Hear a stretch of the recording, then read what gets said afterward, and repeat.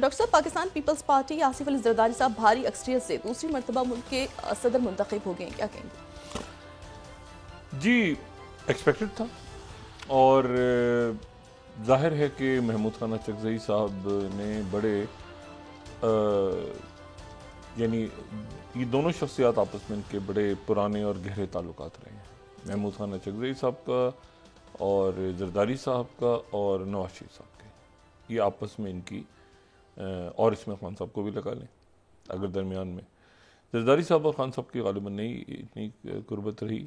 लेकिन बाकी तीनों शख्सियात की तो खान साहब से रही है। जरदारी साहब की भी रही है, मेरा नहीं ख्याल कि कोई कभी इनमें कोई तलखी ऐसी बात सुनी हो। लेकिन ये है कि बहरहाल सियासत है और ये कहीं से कहीं मतलब ये बड़ी अजब सी बात है कि अचकज़ई साहब का मुकाबला जरदारी साहब खड़े हुए और अचकज़ई साहब खड़े हुए इमरान खान साहब की जमात और सुन्नी इत्तेहाद के। तो ये जो है ये, लेकिन बहरहाल एक हुकूमत साजी का मरहला है और वो हुकूमत साजी अब जो है वो बड़े तरीके से आगे जा रही है। अच्छा, अब इसमें जो एक अहम बात है वो ये है कि अगर आप मजमूई तौर पे कैनवस देखें ना मुल्क का, तो उसमें हर सियासी जमात आपको नज़र आ रही है, कहीं ना कहीं मौजूद है। मतलब शहबाज शरीफ साहब मौजूद हैं और पंजाब में मरीम नवाज साहबा हैं, सिंध में और जो बलूचिस्तान और सदारत ये पाकिस्तान पीपल्स पार्टी के पास, और खैबर पख्तूनख्वा में और मरकज़ में असम्बली में अपोजिशन में होते हुए भी, लेकिन जो कायदे हिज़्ब इख्तिलाफ का होता है और कमेटीज़ वगैरह उसमें जो है वो तहरीक इंसाफ। फिर आगे ये 45-47 के हवाले से इलेक्शन कमीशन क्या फ़ैसले करता है, बहुत सारी पिटिशन जाएंगी, उस पर फैसले कुछ हक में होंगे, कोई किसी के हक में होंगे, कैसे ये चलता रहेगा। लेकिन एक मजमूई जो सेटअप है ना पॉलिटिकल, आपको वो एक बनता हुआ नजर आ रहा। अब इसके मैंने कहा ना, इसके अंदर तोड़फोड़ अंदर होता रहेगा, इसका ये हो गया, उसकी पिटिशन वहाँ आ गई, वो चली गई, वो एक माइक्रो लेवल में मामला चलते रहेंगे। लेकिन एक मजमूई तौर पे अगर आप देखें तो एक सेटअप आपको ऐसा बनता नजर आ रहा है जिसमें सारी जमातें मौजूद हैं। एक बात जो वफाकी हुकूमत के हवाले से, एक तो बात यह है कि जो शहबाज शरीफ साहब की काबीना है, अब आज मेरा ख्याल में या कल शायद जरदारी साहब अपने उहदे का हलफ उठा लेंगे, आज या कल में किसी वक्त, और यकीनन चीफ जस्टिस उनसे हलफ लेंगे, फाइज इस्सा साहब, और उसके बाद फिर काबीना का ऐलान होगा। अच्छा, जो मेरी जो वज़ीर आज़म हाउस और शहबाज शरीफ साहब का जो जहन बयान हो रहा है वो ये है कि वो बतौर वज़ीर आज़म एक छोटी काबीना रखने के ख्वाह है, और ये छोटी काबीना जो है ये मेरा ख्याल है वक्त की ज़रूरत भी है। अच्छा, काबीना छोटी हो, बाद में उसमें ज़ाहिर है कि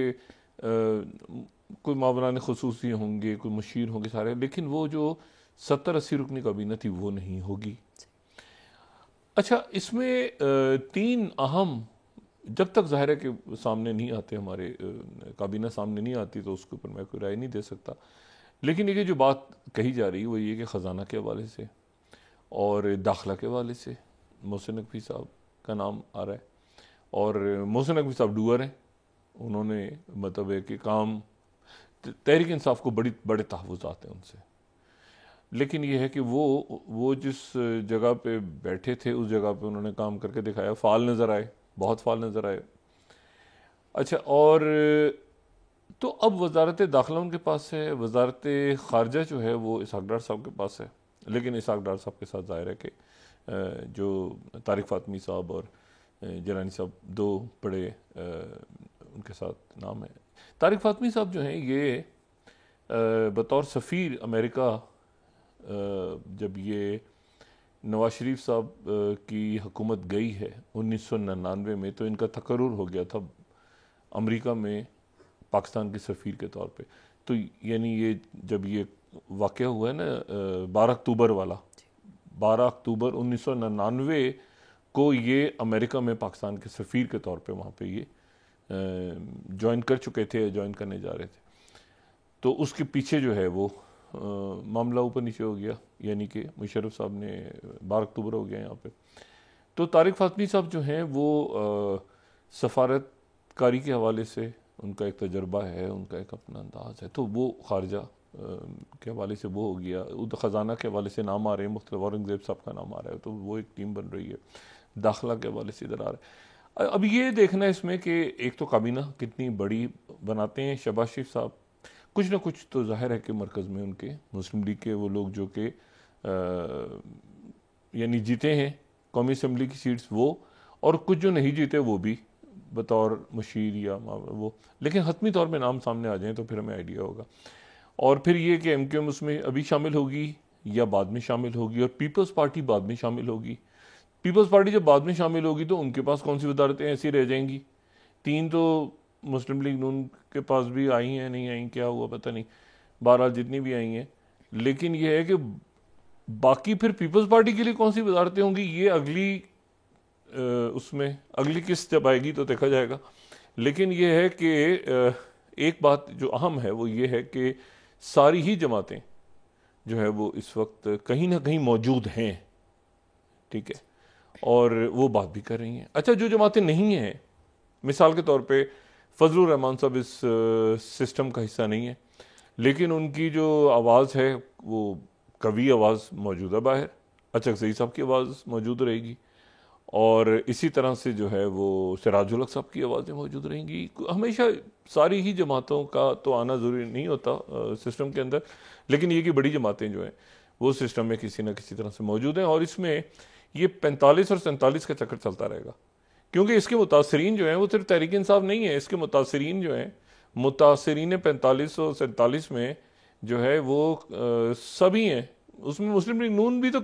है, उसमें वो भी तो, उनके भी तो, वो अब वो कह नहीं पा रहे तो अलग बात है, लेकिन वो खामोशी से तो कह रहे हैं ना कि भाई क्या हो गया, या कैसे, यहाँ कैसे, वो कैसे। इसी तरह से पाकिस्तान पीपल्स पार्टी के अलावा इसमें मुतासरीन जो हैं वो मुस्लिम लीग नून के भी काफ़ी हैं, और इसमें अब देखना यह है कि जो एक सूबा है जो खैबर पख्तूनख्वा, वहाँ पे तहरीक इंसाफ की हुकूमत है, और उनके पास एक हुकूमत तो आ गई, ठीक है, और उनके वज़ीर आला भी बन गए, और वो एक ऐसा सूबा है जहाँ पे उसके हर सूबे की अपनी हसासियात होती हैं और अपने मामलात होते हैं। तो ये देखना है कि अब ये किस तरह से पुरसुकून अंदाज में, क्योंकि इंतशार नहीं होना चाहिए, बाकी जो है ना वो तनकीद और बयानात और ये सब, लेकिन जो इंतशार की कैफियत है ना वो मेरा ख्याल है कि नहीं है और होनी भी नहीं चाहिए। और ये तमाम आप देखें कि ये जो इलेक्शन पे बड़े सवाल उठे हुए हैं, इस इलेक्शंस के ऊपर बड़े सवाल हैं, लेकिन उन सवालों का जो हमारे पास वो इजहार हो रहा है, वो इजहार हो रहा है अदालतों के ज़रिए, ईवानों के ज़रिए और बयानात के ज़रिए। ये ठीक है, लेकिन सड़कें नहीं बंद हो रही, यानी मुल्क में ऐसा नहीं हो रहा कि जी इंतशार फैल जाए और कहीं घिराव जलाओ और आग लगा दो और ऐसे, ये नहीं हो रहा। तो जब तक, क्योंकि आपकी मईशत और आपकी जो सिक्योरिटी चैलेंजेस हैं वो इस वक्त मुतहम्मिल ही नहीं हो सकते कि जो मैंने कहा ना, इतना ठीक है कि जी टीवी टॉक शोज़ में वो बात करें आके, और लेकिन फिर वो कैथारसिस के लिए ज़रूरी है कि मीडिया को ज़रा थोड़ा सा मौका दिया जाए उनको भी बात करने का, और मेरे ख्याल से मौका दिया जा रहा है। वो तकरीबन तमाम ही जगहों पे तहरीक इंसाफ भी बात कर रही है, और उनके जो रहनुमा हैं वो भी बात कर रहे हैं, मुस्लिम लीग नून के लोग भी बात कर रहे हैं, पीपल्स पार्टी, तो सारे। तो आने वाले दिनों में ये चलता रहेगा सिलसिला, आपस में ज़ाहिर पॉलिटिकल स्टेटमेंट्स भी आएंगी, सब कुछ होगा, लेकिन यह है कि उसके नतीजे में इंतशार वाला जो कैफियत है ना,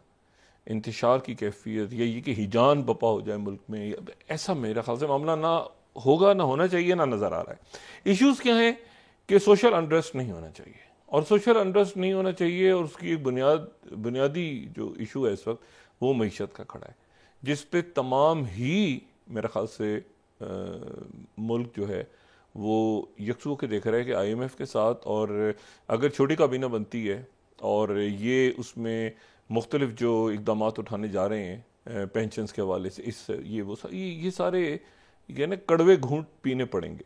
और ये कड़वे घूंट अगर पीते हैं तो हम उस पर, लोग कहते हैं ना महंगाई का तूफान आ गया और सर पे जो है वो बम गिर गए महंगाई के, और ये उस वक्त इसका असर ख़त्म हो जाता है जब लोग देखें कि हमारी एलीट क्लास भी जो है वो इस तमाम ये जो भी सूरत हाल बनी हुई है वो भी उसका हिस्सा है। मतलब वो भी हमारे साथ बैठ, वो भी हमारे तरह ही अगर हमारे दरमियान ही अगर इन मसाइल के दौरान हैं तो फिर मेरा ख्याल है कि उसका जो लोगों की तकलीफ ख़त्म हो जाती है। लेकिन अगर एलीट क्लास गायब हो जाए और अचानक वो पता चलेगी जी कोई मतलब वो अपने मज़े में लगे हुए हैं और जनाब अरबों रुपए का खर्चा, तो फिर वहाँ से मसाइल खड़े होते हैं। तो आने वाले दिनों में मुश्किल हालात तो हैं मैशत के हवाले से, लेकिन उसमें यह है जो ऊपर अल्ले तलल्ले हैं जो बहुत ज़्यादा, और वो सियासतदानों के नहीं, उससे हट के ये जो आप यहाँ पे ब्यूरोक्रेसी हमारी है और बड़े ज़बरदस्त उसमें लोग हैं, कई जगह पे बहुत ज़्यादा लोग हैं, बहुत बहुत ज़्यादा लोग हैं, और